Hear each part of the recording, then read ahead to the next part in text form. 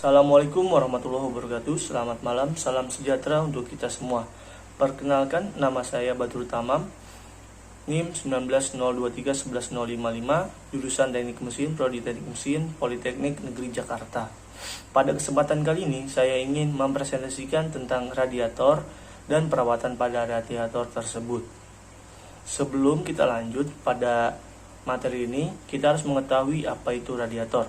Radiator merupakan salah satu sistem pendingin pada mesin yang berfungsi untuk mendinginkan aliran air yang ada pada mesin. Fungsi radiator ini akan terwujud dengan membuang panas yang dilakukan pada radiator tersebut di dalam kisi-kisi radiator tersebut. Nah, ini ada bagi-bagian radiator. Yang pertama ada tabung air atas atau tabung atas. Yang kedua ada tabung air bawah, posisinya di bawah itu. Yang ketiga ada sambungan selang atas.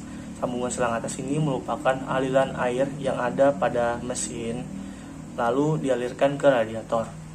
Lalu ada sambungan selang bawah. Nah, sambungan selang bawah ini nomor 4, itu adalah aliran dari radiator yang akan dikembalikan airnya ke dalam mesin tersebut.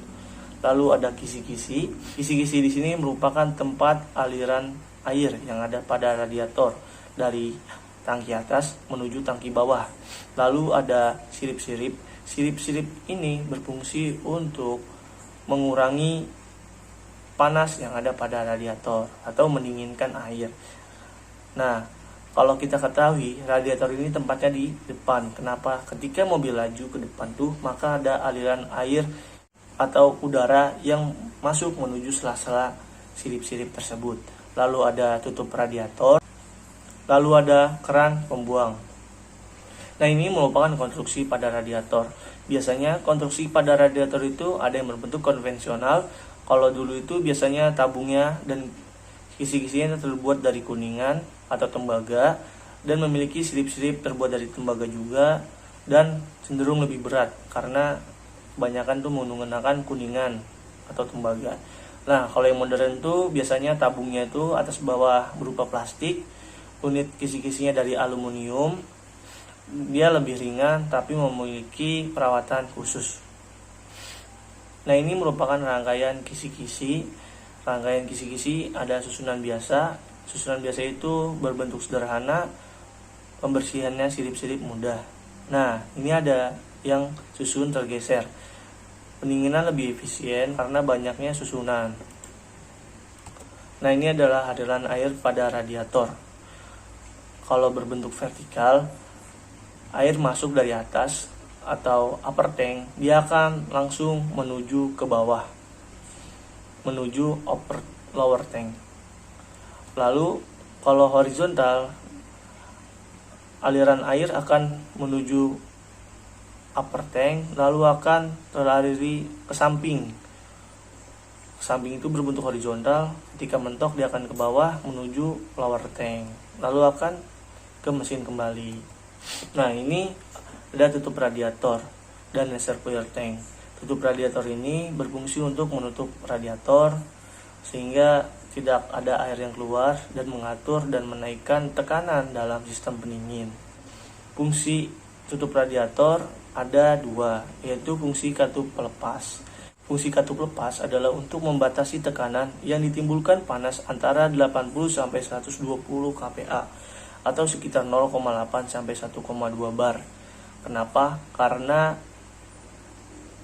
fungsi katup ini untuk menstabilkan tekanan udara yang ada pada radiator tersebut.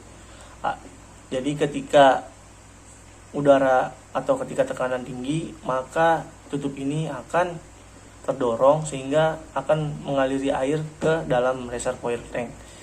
Nah, ini ada fungsi katup hisap. Ketika radiator dalam keadaan dingin, maka terjadilah vakum di dalam radiator tersebut. Maka air yang sudah dialiri ke dalam reservoir tank maka akan kembali ke dalam radiator. Nah, itulah salah satu fungsi katup hisap. Kalau kita ketahui itu biasanya ada penyebab masalah pada radiator. Ketika radiator ada masalah, itu biasanya terjadinya overheat. Nah, biasanya overheat ini terjadi adalah antara lain ada kebocoran sistem, ada radiator tersumbat, itu berupa kisi-kisinya itu tersumbat, ada termostat tidak berjalan, ada pompa air rusak, water jacketnya tersumbat juga bisa, ada tutup radiator rusak. Yang perlu kita ketahui, overhead itu apa? Overhead itu adalah posisi di mana mesin dalam keadaan tidak stabil atau terlalu panas. Nah, salah satu kita untuk mengetahui atau mengecek radiator itu benar atau tidak, atau ada kerusakan atau ada kebocoran pada radiator, maka dilakukan pemeriksaan pada radiator. Alat untuk memeriksa radiator tersebut adalah namanya radiator tester.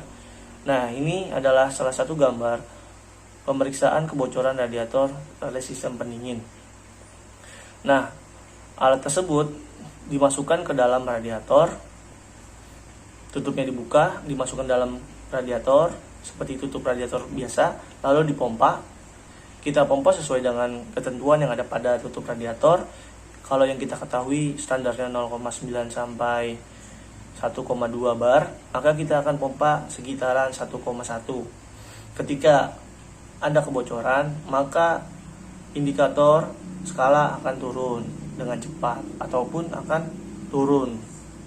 Nah, biasanya itu terjadi kebocoran. Kalau skala pada jarum tidak turun atau lambat sekali hingga tak terlihat, maka radiator tersebut itu aman.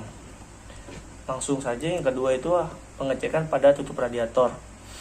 Biasanya pada tutup radiator ini alat yang digunakan adalah radiator cup tester. Jadi ketika radiator cup tester itu dipasang ke dalam tutup radiator, kita pompa itu dengan ketentuan 1,1. Apabila dia berkurang, misalkan radiator cup tester ini standarnya 1,1, di kupingnya itu ada kelihatan tuh, dipompa kurang dari 1,1, maka akan turun drastis, maka radiator cupnya itu rusak atau tutup radiatornya itu rusak. Tapi ketika dipompa akan turunnya lambat, maka radiator itu masih bisa digunakan atau masih normal. Nah, apa saja sih selain itu? Ada pemeriksaan komponen pendingin. Yang pertama itu ada reservoir tank.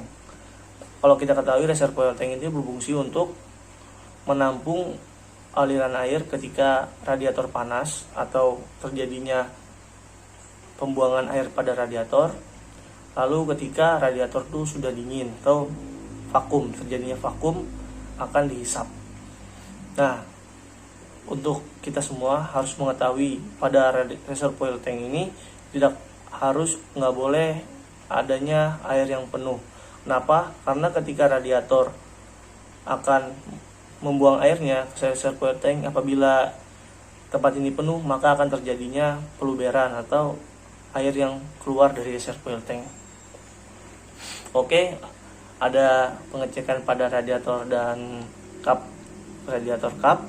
Nah, di sini juga apabila ada kerusakan pada radiator, biasanya itu terjadi pada upper tank atau lower tank itu yang rusak.